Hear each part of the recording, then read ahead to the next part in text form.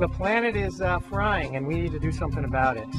Our climate team wakes up every morning asking themselves one question, which is how can you reduce greenhouse gases? Our dependence on oil is a problem for several reasons. Once people try plugging in, you don't ever want to go back to the gas station.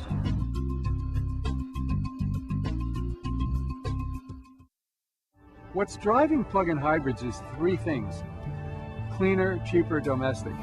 Well, plug-in hybrids, I think, are sort of the killer app in automotive technology. They're the best of both worlds between electric cars and the flexibility of a hybrid. So a plug-in hybrid is one vehicle where maybe your first 40 miles of the day are all electric. Monday through Friday, you may never use gasoline. But if you wanted to drive to Vegas on the weekend, you have the flexibility to do that, and you can put gasoline in the tank as a backup. We call plug-in hybrids electric vehicles with safety nets. The big breakthrough comes with the plug-in hybrid. You add a larger battery, and you can add the second fuel source, electricity. By having a plug-in hybrid, they get to drive on the power that they're charging overnight, several kilowatt hours.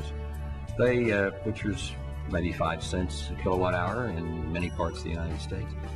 That's essentially like driving on, let's say, 1-2 cents a mile. We're seeing individuals and companies like Google who are willing to use these conversion cars to show this technology is real, it is here today, it is possible. So how come you, the automotive companies, aren't making them yet? So Google is taking a number of steps to advance plug-in hybrid electric vehicles. First, we're converting 6 cars, 4 Priuses and 2 Ford Escapes, to plug-in hybrid electrics. Secondly, we are going to add about 100 vehicles to our corporate fleet. Well, I think it's important for government to set standards toward making cleaner cars, because what we know for sure is Detroit doesn't have a history of wanting to do it on their own.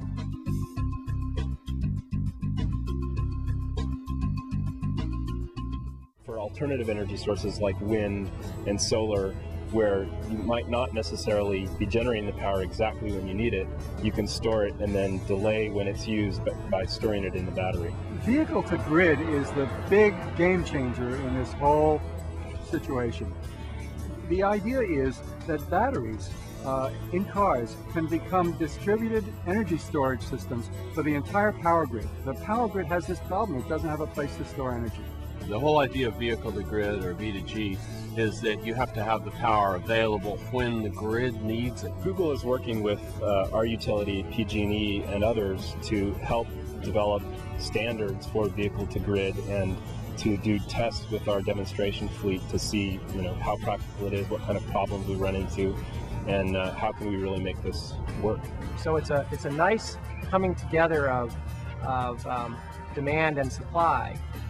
Large supply at night that the vehicles can use to charge up, and high demand during peak periods during the day, where those same vehicles can sell that electricity back to the power company. These cars, in essence, allow you to take the renewable energy, the solar energy, let you use it when you need it, and power back the grid when you're not using it.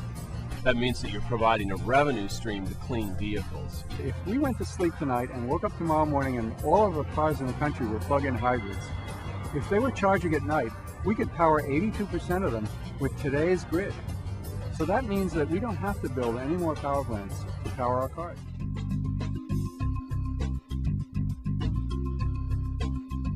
The more we transition to electricity, the more opportunity we will have to use those renewable fuels, whether it's wind or solar, whether it's on your house or as part of the national grid. So electric cars are the only cars that get cleaner over time.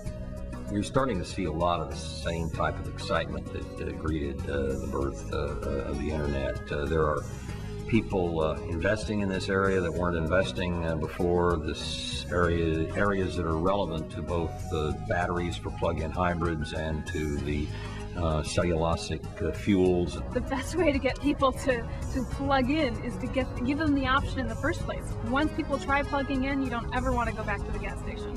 Once all the systems are in place, there'll be more customers than we can make cars for. I call this a growing coalition between the tree huggers, the do-gooders, the sodbusters, the cheaphawks, the evangelicals, the utility shareholders, the mom-and-pop drivers, and Will Nelson. The reason that we finally came to this naming of Recharge It is because you can recharge the car from the sun You can recharge the grid from the car, and you can recharge our enthusiasm for trying to tackle the problems of global warming all at once. So rechargeit.org seems like a perfect name for us.